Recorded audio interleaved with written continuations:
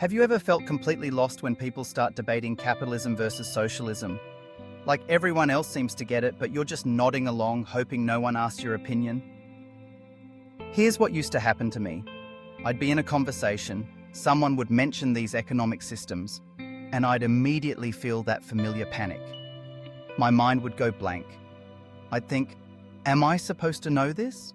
Should I have an opinion?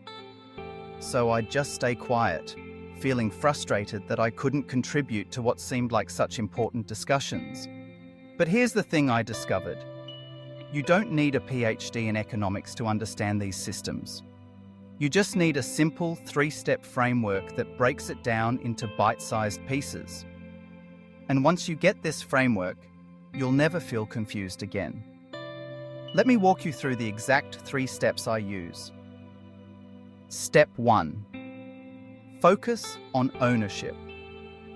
Ask yourself, who owns the businesses and factories? In capitalism, private individuals and companies own them. In socialism, the government or workers collectively own them. That's it. When you hear these terms, immediately think, who owns what? This works because ownership determines everything else about how the system operates. Step 2. Follow the money. Next, ask, what's the main goal? In capitalism, the goal is profit for the owners. In socialism, the goal is meeting everyone's needs equally. This helps you understand why capitalist countries have wealthy entrepreneurs, while socialist countries focus more on equal services like free healthcare and education. Step 3. Check the government's role. Finally, ask, how much does the government control?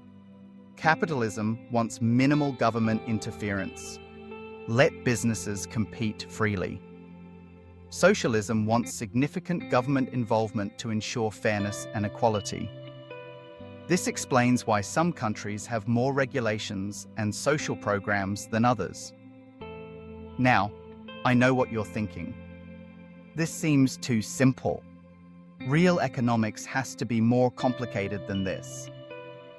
I was skeptical too. I thought I needed to understand complex theories and historical examples. But here's what happened. After using this framework for just 2 weeks, I started noticing how it applied everywhere. News articles made sense. Political debates became clear. I even impressed my co-workers during a lunch discussion about healthcare policy because I could explain why different countries approached it differently. Here's your challenge. For the next 7 days, whenever you hear about economic policies or political systems, apply these 3 questions. Who owns it? What's the goal? How much government control? I guarantee you'll start seeing patterns and understanding debates that used to confuse you. Remember, the biggest breakthroughs often come from the simplest frameworks. You don't need to be an expert to participate in important conversations about how our world works.